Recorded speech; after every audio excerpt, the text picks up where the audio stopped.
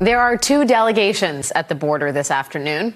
Democrats, led by Texas Congressman Joaquin Castro, are visiting the HHS facility at Carrizo Springs, which provides temporary care for unaccompanied minors.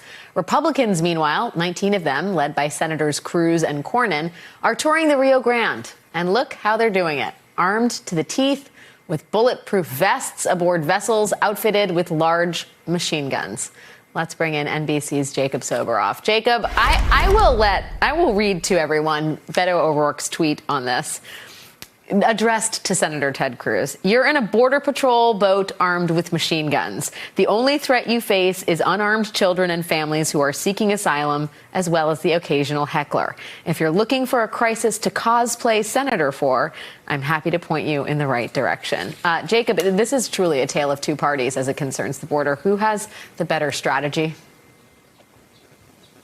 Well, the Democrats are looking at what's actually going on. I mean, I think is fair to say. And Republicans, what they're doing is preposterous, if you ask me. I have stood, if not dangerous, by the way, I've stood on that dock at Ansel Lewis Park. I've talked to those Texas Department of Public Safety agents. I have seen those boats and stood within inches of them myself. They're not meant for patrolling the river to look for unaccompanied migrant children seeking asylum. They're meant to interdict drug smugglers.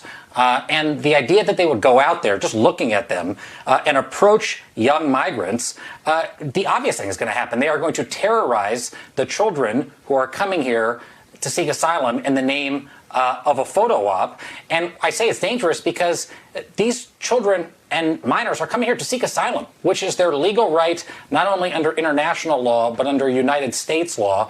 And if these Republicans really want to find a solution to what is the true humanitarian crisis at this moment, at this hour, at this minute, they would spend time figuring out how to get kids out of Border Patrol custody where they shouldn't be and put them over to Health and Human Services so they can have the expertise of a child welfare worker take care of them. You know, I, too, have been on that border in McAllen, Texas, on the Rio Grande, and it's inner tubes that we're talking about that are coming across the border. You know, it's children who People go there and they ride ski-doos in the water, Alex. It's a place where people go to have barbecues and hang out in the park and have a good time with their family. And the idea that 19 U.S. senators would show up and get in a gunboat is... It's dangerous because of the message that it sends about who's coming into this country, that you need to approach minors, children, families armed with I'm not a gun person, but 30 caliber machine guns. It is preposterous. Well, but it's sort of the point, though, right? It is to suggest that these people are more dangerous. It's very rarely that you hear a Republican senator even say the word children in the context of the border crisis, because that reminds the public that we're talking about children here, not armed drug lords storming the U.S. border.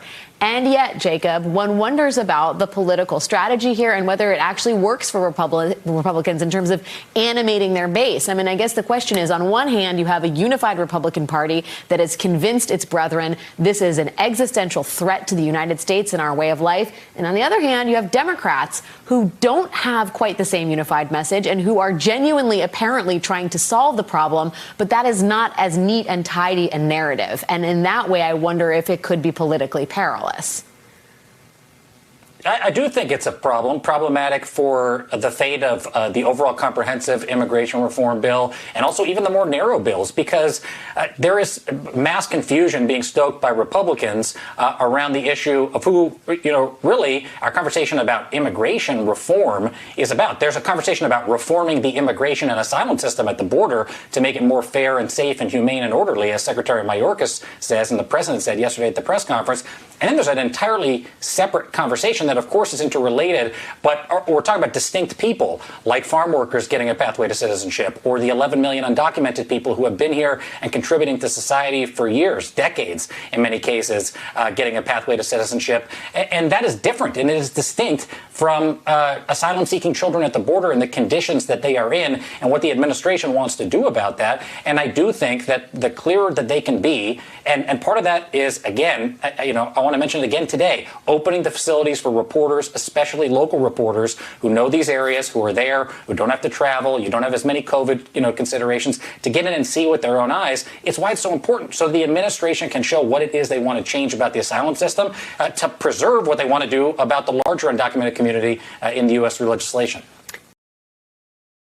Hey, thanks for watching our YouTube channel. You should know that you can follow today's top stories and breaking news and catch up on your favorite MSNBC shows all in one place. Download the NBC News app today.